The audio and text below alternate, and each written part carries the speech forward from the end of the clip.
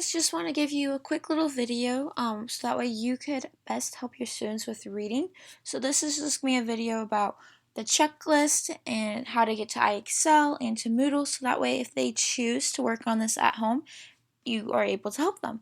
So quickly, I'm going to explain the checklist. What this is it's just a tool so that way you can best help your student prepare for the tests that are on Friday. Because on Fridays we take a spelling test, a reading, like vocabulary test, and then a grammar test. At home, on this checklist, the only item that they really absolutely have to do at home is to study their vocabulary words at home at least 2 nights with parents. I'll know that they've did this because you will put a check mark, and if you want, you can even initial, so that way you know that they've done it. And that's essentially the only thing that actually has to be done at home. The other items are optional things for students to be doing at home, as during our reading class, we're going to be doing small groups, and during that time, one of the stations is a technology station where they can actually have the time to complete these items.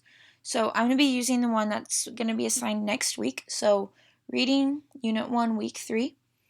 What students will need to do is study vocabulary words at home at least 2 nights with parents. They're going to be getting what's called a vocabulary journal. This past week they did not get one, as I'm still waiting for the copies. If that's still the case next week, then I'm going to have them cross it out. Essentially all that is where students are going to have 3 vocab words, and they will write the word, write the definition of the word, use the word in a sentence, and then draw me a picture of their sentence. And that's it. And they'll only do that for 3 of their words. The next item is an IXL language arts. So what IXL is just practice that gets them ready for our tests and can help improve their testing scores for state standardized tests. So how you get to IXL is you're going to go to the Bennington Public Schools page, go to menu, anchor point, click on the plus sign, students, click on the plus sign, and you're going to go to IXL. You can also type it into Google, I found out from a student today, and it just pops up for you. For their login, it would be their username, which is the same as their school one. So if I was a student, mine would be Tasha, because it's my first name, and the first letter of my last name, so D, and then the year of graduation. So for our class this year, it's 2029. And then they need to put on IXL at Ben PS. So that way they know to affiliate it with Bennington Public Schools. And for the password, it's the same one as their computer. So for students that don't know, it would be the first 2 letters of their first name. So if I was a student, mine would be TO. And then it's the first 2 letters of their last name, so DA. And then it would be their lunch numbers. So it could be like 1, 2, 3, 4. And then that is what their password is. So after they do that, they could sign in. And you can always select the Remember Me if you just want the computer to remember your login. You can also bookmark that page to make it easier. When students log in, it's going to look a little bit different than mine, just because I have a dashboard that's the report of how students are doing. But on theirs, when they log in, it's going to look something like this. So as you can see, you can use IXL really to practice any skills. It's really great if you know that your student might be struggling in an area. So if they're struggling math, they can come do math games. But for our purposes on the checklist, they're going to go to language arts. And they need to scroll down to 3rd grade. And then what they do once they get here, you're going to see all these different options that they can complete. On our checklist, we have certain ones that we want them to complete. And what this is they're just going to work for 10 minutes or until they receive a SMART score of 100. It's up to them. If they receive a SMART score of 100 within, like, let's say 1 minute, then congrats, you're done. You received the 100, you don't need to keep going on. Otherwise, 10 minutes. After 10 minutes, you can just have them stop, write down the score they got after 10 minutes, and call it a day. So we just asked 10 minutes. And again, they will get time at technology to work on this. However, if they choose to do it at home, I just ask that you sign an initial saying that they did it at home. So they would just go to look. So I have 0.1 or 0.1. So what I need to do then is I'm going to go find the O. Oh, it's right here. Okay, point 1. That means that's going to be the first one of O. So put the sentences in order. Students would click on that and it would take them where they can go and practice this. You might see a little preview of what they're going to be doing there. So like put the sentences in order from the beginning to the end. Just get it organizing or writing. So you practice that for 10 minutes or until you got the score of 100. Put a check mark of your SMART score. So you're going to put your score there. If they did it at home, I need parents to initial it somewhere over in this area. After you do O, I need to do Y. Okay, so now I'm going to go find my Y. Let's see. Oh, there it is. Okay, I need to do point 2. So I'm going to go to form compound words.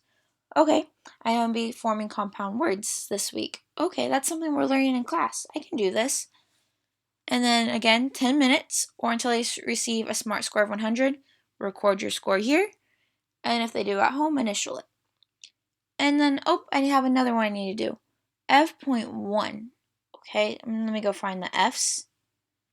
F.1. So I need to do similes with pictures.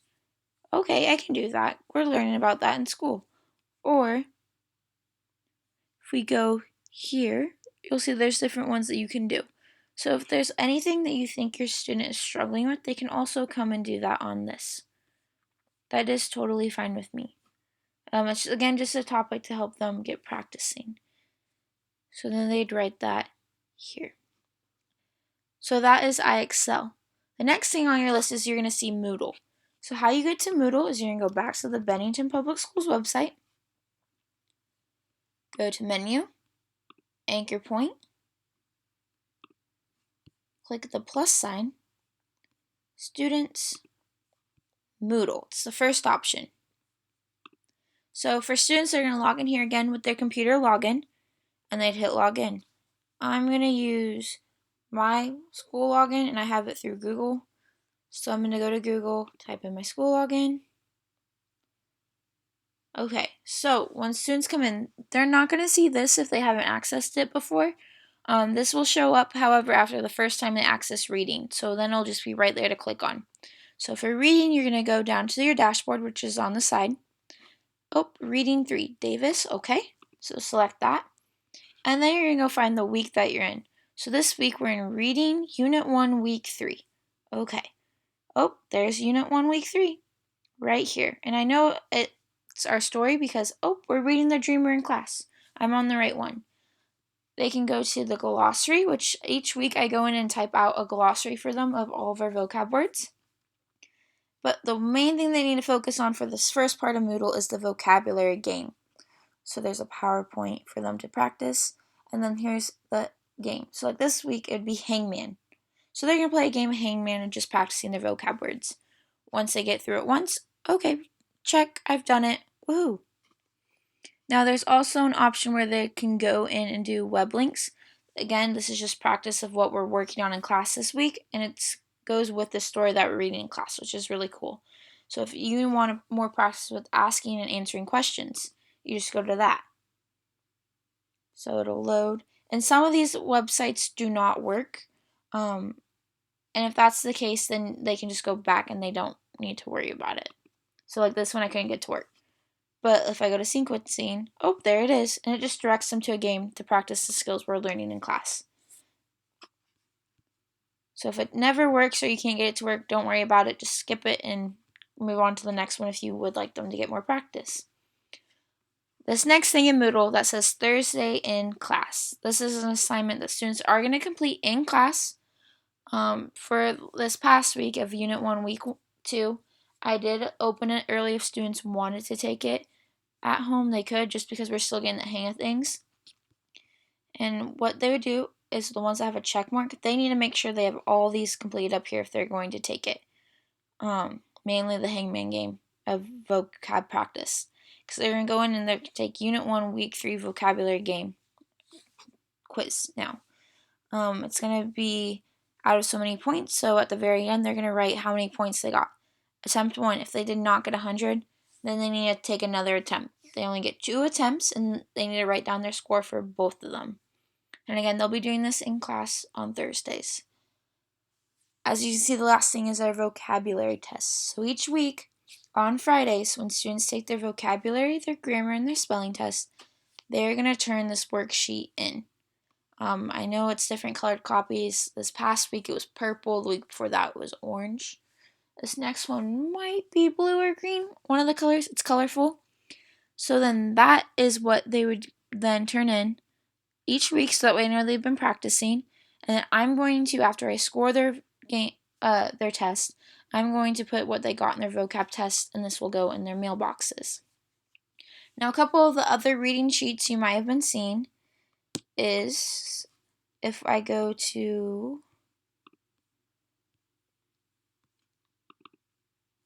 reading, you might be seeing that they have what's called a choice board. So these, again, are just things that they do not need to be doing at home unless they feel they need practice. They want more practice what we're learning, then they can do them at home, but they do not have to.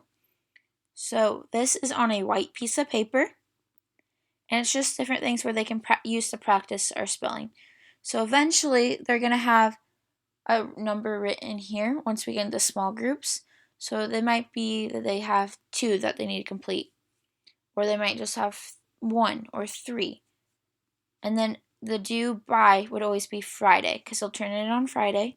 They do these activities on a separate sheet of paper, and then they're going to staple all these papers with that they've been completing these activities on to this and turn it in on Fridays as well. So you can see, like this one from last week, they had different activities they could do. For this upcoming week, they have an all about me, where they can choose a performer to research. It can be anyone who does something to entertain an audience, actor, singer, dancer, and record at least 7 facts about that person. Let's just gain them computer skills. Sensational subjects. So again, filling in the word. Drop the final E as our phonics practice. Let's get organized. So that's reading a story and telling the beginning, the middle, the end. Rainbow spelling, so writing their spelling words in a rainbow. Making inferences. Get a clue. Constructing compound words, and simile starters. So that's all the skills we're learning and reading, and now they have choice boards they can do with it. It's practice, but again, they will be doing this at a station during reading. You might see also that students come home with vocab cards, and I'm just going to select a random week. I hope that's okay. So this is all the way in Unit 5. So not for until next semester after Christmas break, or winter break, sorry. What they have and what they bring home. So you see this as like spelling words. We don't do that. But they have vocab cards that look similar to it. So with those vocab cards, what they would do is they could just use them to study. You can have them cut them out. They could even write out the words and create their own. I know last week I put out puzzle pieces for them where they could go and just write the definitions on a puzzle piece and then match them. So this is a sheet like what they get. Sorry, it took me so long to scroll to it. Theirs would be this black and white one, and it's on the same colored paper as their checklist. And then so that is on there, and again, these are just their vocab words. This is mainly used for studying, so that way they have them written. So it's however your student learns best for studying words is what you can use this sheet for. This just shows you. You also get that pencil worksheet, and what that is just an overview for you to know what your students are doing and what they're learning in reading each week. So that's the whole point of it. It's just so that way you can help them. I'm trying to see if I have one on here. I do not. So that just is different things that they can use to practice. So if there's any other questions, please do not ever hesitate to send me an email, and I will respond to you as soon as I can. Here we go. Here's like a sheet that this just is for you to help study. So let's say if there's any paper that they can leave at home and it can just stay at home, so that way they can study, it's this paper right here. Each week it'll have their spelling, what we're learning for phonics wise, comprehension strategy we're learning for the week, comprehension skill, vocab, writing, grammar, everything we're learning and reading, and even like the stories that we're going to be reading. And all it is has their spelling words so that way you can quiz them, and the vocab words so you can quiz them. Great tool for studying. I do not need this piece of paper back, so you can totally have your kids keep that at home. It's one less paper to worry about. But if you were to have them keep one paper at home, it would be a paper that looks like this. So thanks for watching this little impromptu video. I hope this helps. I'm sorry for all the confusion the past couple of days with getting this. So if there's any other questions, comments, or concerns, please let me know, and I'd be more than happy to help you. I hope you all have a wonderful rest of your day. Thank you.